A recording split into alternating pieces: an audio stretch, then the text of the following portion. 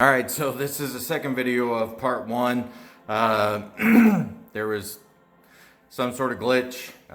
Phone call caused the recording to stop and the pause feature didn't work. So sorry about that. All right, so going back to this, we get the nice fluff mixture, right? And then we just go ahead and scrape the sides of the bowl so that we can make sure that the sugar and the butter get a really good mix on it, all right?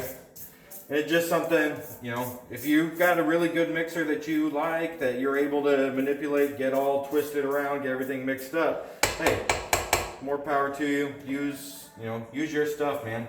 All right?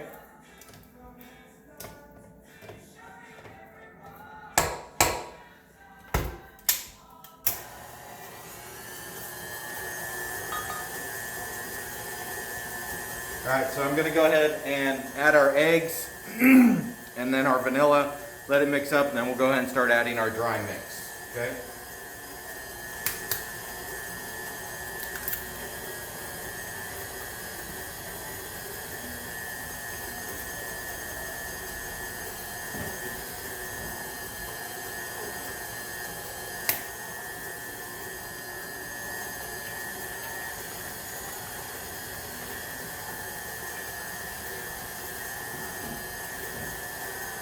Now, as always, be careful with eggshells whenever, you're cracking eggs and mixing them. Doesn't matter what the recipe is. I mean, you could be making breakfast, just be careful.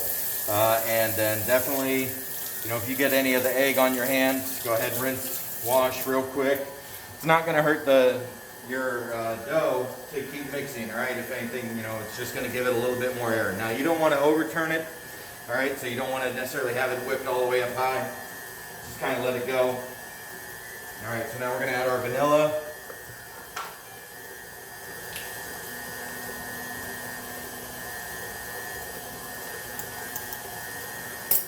So remember, vanilla is half a teaspoon.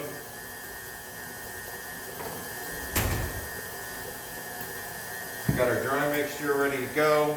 Since all that's in there now, going to do one more wiping off the top here, just to make sure everything is going to get mixed, right? Oops. And definitely, it's all right, man. You don't have to you're not doing, any sort of surgery, any sutures or anything else. It's not going to be a sterile field. So if you get some on the counter, it's all right. Just have fun with it. Remember, if you're not enjoying it, then why even bother doing it, right? So, put my little handy dandy thing on. Like I said, it's been hit or miss with it. It works great sometimes, other times not so much. All right. And now for this, I don't normally go higher than 2. Obviously, you guys can see what the make on this is, what brand it is, right? This is, I want to say, the 5.4 quart capacity one. Normally I won't go higher than 2, but as we start to add our dry ingredients, you're probably going to have to turn it up a little bit. This is not a refurbed and not a remanufactured or anything, but you can hear the motor start to kind of bog down a little bit, just especially with the double batches. Single batch, you should be good. What I like to do is I save my scoop from the sugar, and then it goes right into the dry mix and allows me to kind of control it a little bit so I don't get as much of the mix flying out. Like I said, you'll still see some flying out. It happens.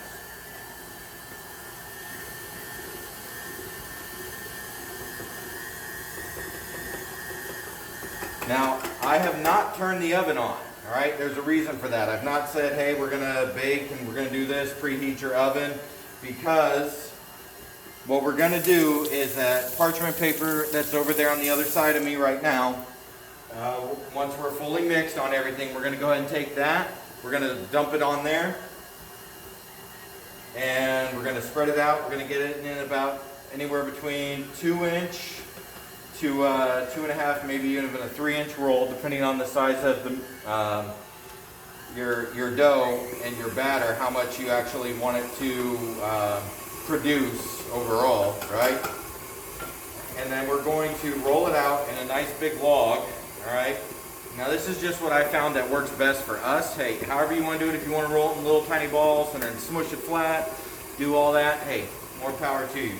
I found that this just works better for us, is that we roll it out into the big log and then we refrigerate it for a couple hours, and that'll be actually be part 2 of the video itself, a true part 2. Like I said, this is the second video of part 1.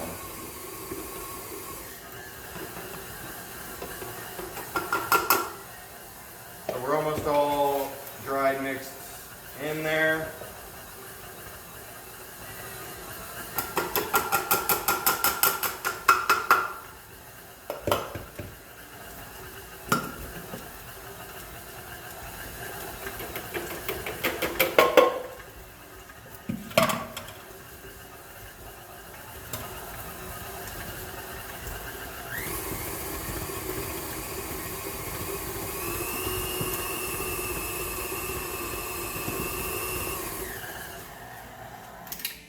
Okay, and then once again, still going ahead and scraping it down. This way you can make sure that everything gets a good mix. Now, like I said, you don't want to over mix it. You have a lot of people out there with the consensus. Now, I'm no professional chef, no professional baker or anything like that. But a lot of the consensus out there and guidelines is that if you overmix it, you have a tendency to basically beat the moisture out of it. I'm sure that, all the big names out there, the pastry and bakers, like actual celebrity folks, they'd probably be like, yep, that's true. Maybe even the science baker guy, Alton Brown, maybe he would be like, yep, here's your scientific explanation of it. I just don't see the overall need to beat the crap out of it, but I do want to make sure everything's mixed.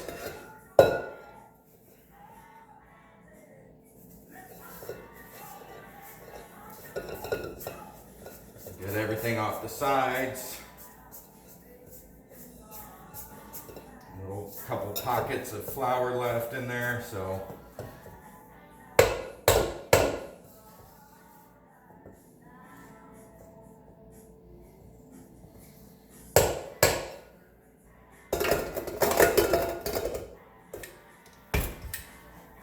back into place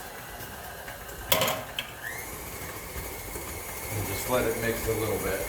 Now what you can do is during this time while it's finishing up the mix, this is where you can move all your stuff around, where you can actually wipe down the counter, do all the rest of that.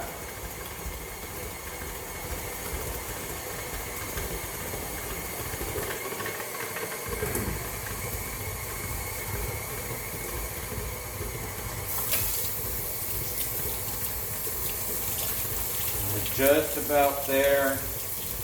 Looking at the consistency of it, it's going to look like cookie dough.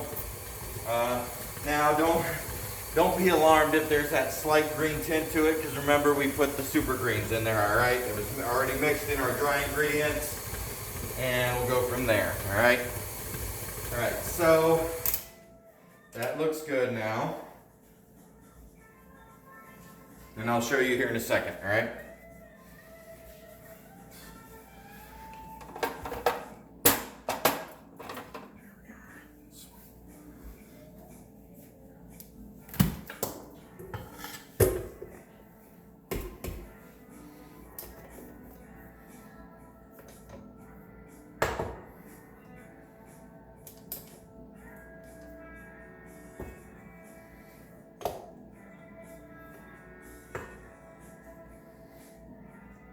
Now the nice thing about putting it in the refrigerator and letting it chill for a couple hours, and basically it's going to firm up,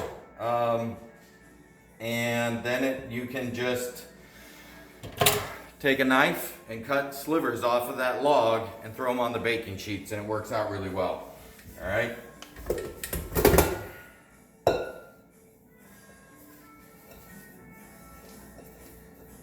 All right, so here's our dough. Like I said, it's gonna have a light, oh, I forgot to turn the light on. Whoa. See, PCCs, PCIs, right? Turn that down some. All right. So here's our dough. Like I said, there's gonna be a light green tint to it. but it has the consistency and texture of normal cookie dough. All right, so that's done. Let me go ahead and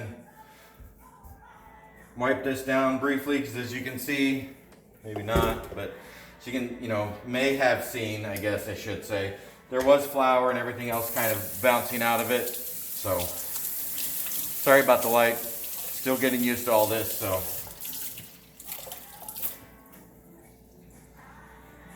all this normally takes is a real quick wipe down, because we don't end up with a lot of wet ingredients outside of it. Now, if you are someone who is operating in a completely sterile environment, by all means, do what you need to do.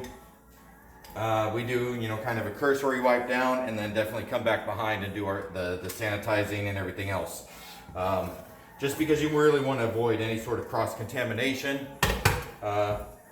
because you are feeding these to your friends, family, and basically anybody else. So we're going to go ahead and set this off to the side. This way I can come back to it in a few moments once we're done. All right. Once again, wipe down the counter because I just created dust and flour all over it.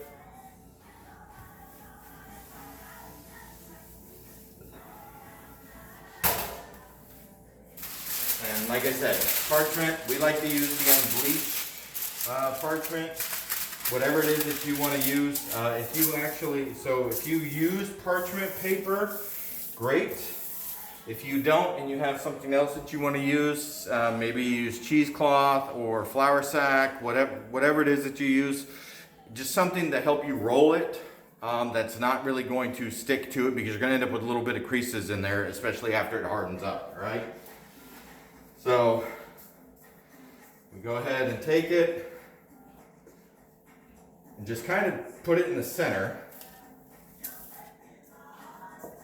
and start pulling it down the page or the sheet, so that you don't have to try and work all that hard to get it into that log shape. All right.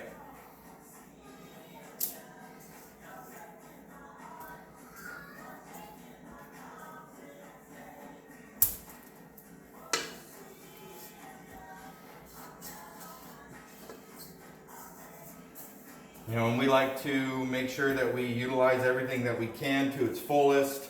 We don't like to waste things, so give me a moment to really get out as much of this batter as I can, or this cookie dough rather.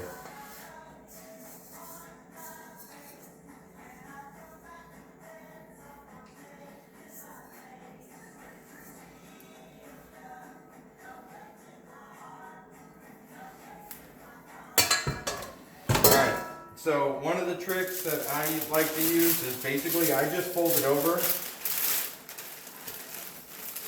And initially, if I can get it to work with me, so I just kind of roll it back and forth to kind of let it get settled, right? And you kind of have the big globs of it in various places. And right now it's pretty thick. You just want to kind of work it out down to where it's about, like I said, 2 inches, and then you're able to slice off however big or however thick of a cookie you want from there, okay?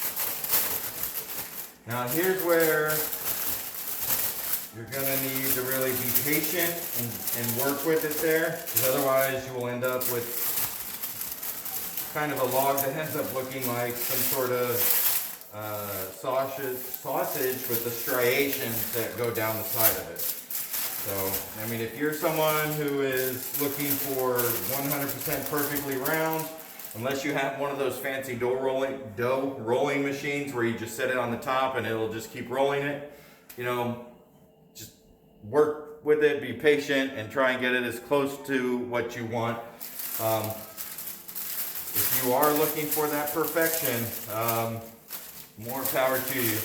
Just remember, these things are going to be eaten, and unless you're just trying to make some sort of table display that no one's going to eat, then hey, you know, make them perfect if you'd like. This is your choice. This is just my opinion. Like I said, it doesn't need to be perfect. It is going to be okay.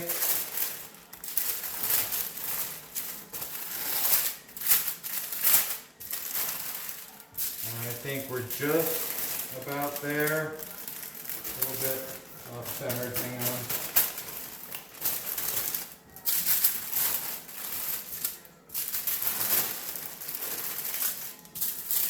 All right, so we have something that's roughly about 2 to 2.5 feet long now. Varies probably between 2 to 2.5 inches in various spots. All right, like I said, it doesn't need to be perfect. It's okay. So I'm going to go ahead and wrap it up in the same parchment paper. All right, this way I'm not having to waste anything. You know, like I said, use whatever you're going to use that you normally use to roll things up. You know, flour or like a flour sackcloth or cheesecloth, whatever. And then we're going to go ahead and put this in the fridge. Make sure you have the space prepped beforehand, especially if you're doing this by yourself, because it gets very awkward trying to hold this thing and getting it in the fridge at the same time and move things in there. So go ahead and wrap this up.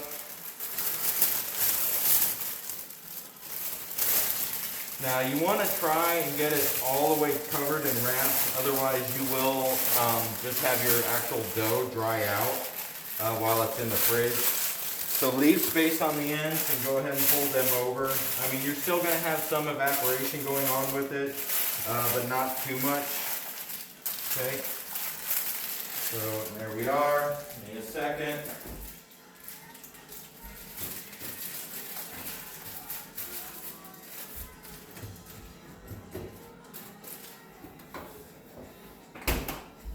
Now, so I'm going to go ahead and stop it here. We're going to let it set for a couple hours. We'll come back and then we'll definitely do part 2 of this recipe. And that's when we're going to go ahead and prep it and get ready for the oven. All right? Hope you guys come back. Hope you enjoyed it. And leave the comments below. Subscribe to the channel. And I'll see you guys back in a bit. All right?